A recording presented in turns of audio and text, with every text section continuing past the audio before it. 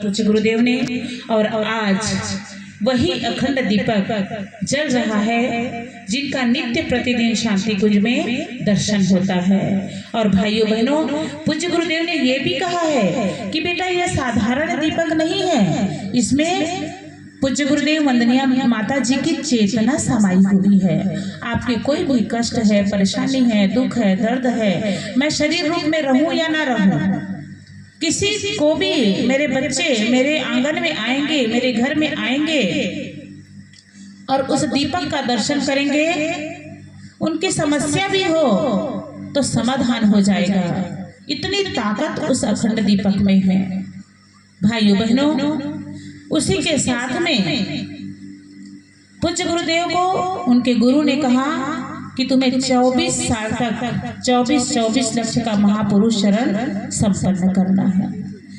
और कठोर साधना पूज्य गुरुदेव ने 24 साल तक गौ माता को जौ खिलाते थे और उस गोबर में निकलता था जौ, उसको गोबर को धो करके जौ को सुखाते थे।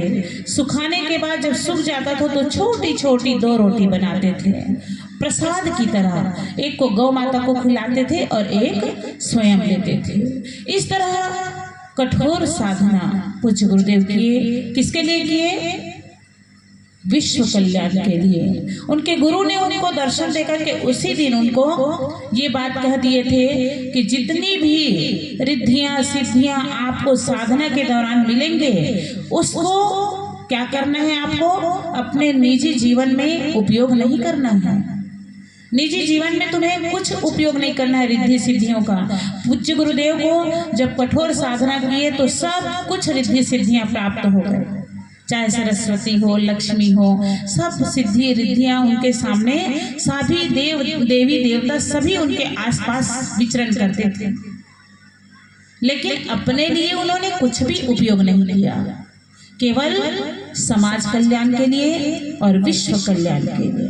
इसीलिए तो चैलेंज करके बोलते हैं कि बेटा हमारे पास में जो पूंजी है, तप की शक्ति है, वो जो भी बच्चे मेरे साथ जुड़ते हैं तो 50% विश्व कल्याण के लिए, 50% मेरे बच्चों के लिए।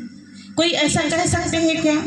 किसी की बैंक में कोई भी भाई बहन के अगर पैसा 10,000 नहीं होगा बैंक में, और उनको आप बोलेंगे कि भाई साहब मेरे को 10,000 रुपया दे दीजिए या 5,000 रुपया दे दीजिए, तो वो देंगे क्या?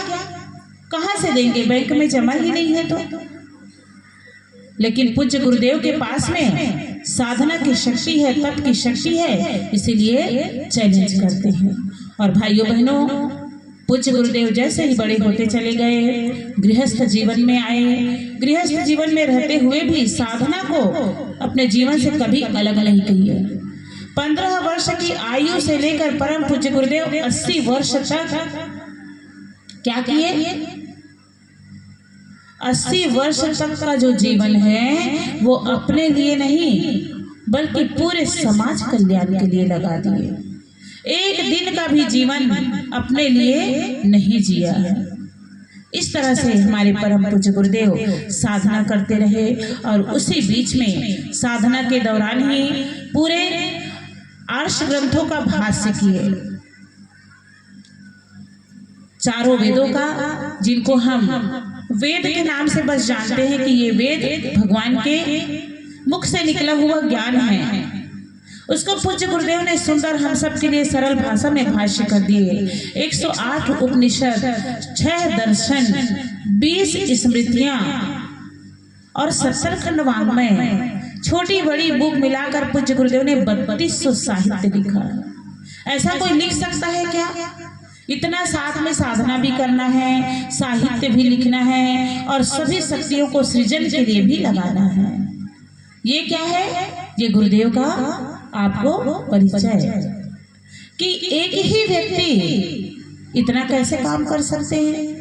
और साथ में मथुरा में आए और मथुरा को, जिनको हम तपोभूमि के नाम से जानते हैं, वहाँ पूज्य गुरुदेव रहे, कई सत्र चलाए और 1958 में पूज्य गुरुदेव बहुत बड़ा यज्ञ किए।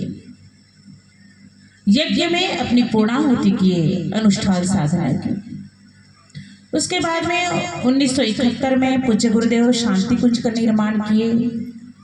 मथुरा छोड़ दिए कि ये जगह बहुत छोटा हो जाएगा, क्योंकि पूरे मानव कल्याण के लिए मुझे पाठशाला बनाना है। तो उसके लिए जैसे हमारे गांव में जो मुखिया होते हैं, प्रधान होते हैं, वो क्या देखते हैं, कौन से जगह पे बच्चों के लिए स्कूल बनना चाहिए, कौन से जगह पे कॉलेज बनना चाहिए, तो वो जगह को देख करके ही चुनते हैं। इसी तरह से परम पूज्य गुरुदेव ने भी मथुरा को तपोभूमि के नाम से वहाँ पर अभी भी लोग जाते हैं, दर्शन करते हैं, सत्र करते हैं और ऊर्जा लेकर के आते हैं। शांति कुंज का निर्माण 1971 में किए और उसके बाद वहां पर देखिए अखंड दीपक तो प्रज्वलित है ही, 3 अखंड यज्ञशाला है। परम पूज्य गुरुदेव हिमालय से अग्नि लाए हैं, वो उसी अग्नि में वहां की जो मेन अखंड यज्ञशाला है वहां अग्नि कभी बुझती नहीं है।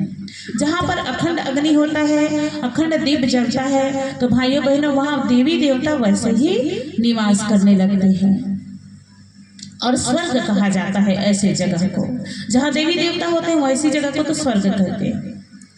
तो पूज्य गुरुदेव देखे कि मनुष्य का जीवन आज कैसे लोग जी रहे हैं, हमारे भारतीय संस्कृति को लोग भूलते जा रहे हैं।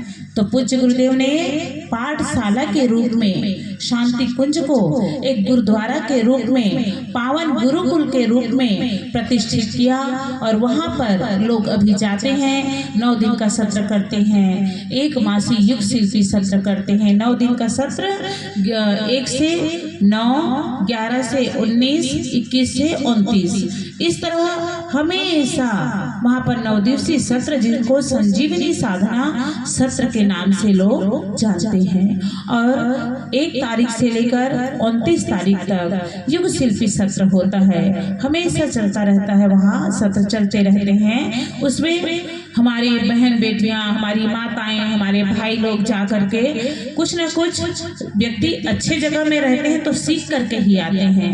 वहाँ पूज्य गुरुदेव ने सीखने के लिए बहुत सारी ऐसे विषय हैं जिनको सीख करके आप अपने जीवन को सार्थक और सफल बना सकते हैं। परिव्राजक सत्र होता है कि शक्ति पीठों में हमारे भाई बहन किस तरह से रहें, किस तरह से वो लोगों के लिए सहयोग कर सकते हैं, सेवा कर सकते हैं, संस्कार करा सकते हैं, ये सारी चीजें वहाँ पर बताया जाता है। तो भाइयों बहनों, पूज्य गुरुदेव इस तरह से मिशन के लिए अपने आप को गलाया, खपाया।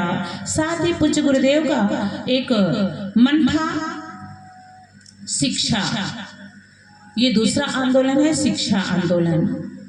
शिक्षा तक्षशिला नालंदा, पहले हमारे भारत को लोग तक्षशिला नालंदा के नाम से भी, गुरुकुल के नाम से भी लोग जानते थे कि यहाँ पर भारत में तक्षशिला नालंदा है, जिसमें जा करके हमारे बच्चे शिक्षा के साथ साथ विद्या का भी अध्ययन करते हैं। तो परम पूज्य गुरुदेव का एक सपना था, तो शांति कुंज के कुछ ही दूर में DSVV है, देव संस्कृति विश्वविद्यालय।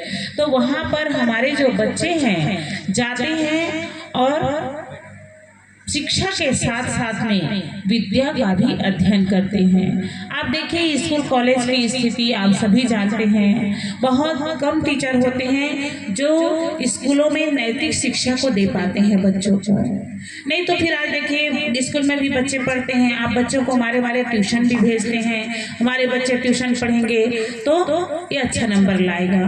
पहले स्कूलों में ही ये सब चीज़ हो जाता था कि कोई बच्चों को ट्यूशन पढ़ने की जरूरत नहीं पड़ती थी, आज ट्यूशन की जरूरत है। तो कहीं ना कहीं हमारे जो शिक्षा नीति है उसमें कमियां हैं कि स्कूल में ही हमारे बच्चे वो चीज़ नहीं पढ़ पा रहे हैं और विषय बढ़ते जा रहा है। तो इस शिक्षा के साथ साथ में विद्या हम बच्चे को कैसे दें।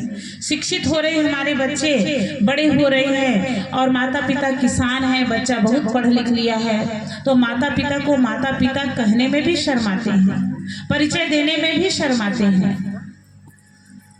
एक जगह बेचारा किसान पढ़ाया लिखाया अपने बेटा को विदेश भेज दिया और विदेश से आया तो किसी होटल में रुका था और पिताजी को भी उस शहर में जाने का सौभाग्य मिला किसी काम से। पता नहीं था, उन दिनों फोन वोन का तो जमाना था नहीं, तो वो भी वो शहर में गया था और घूमते घूमते उसी होटल के पास ही बैठा था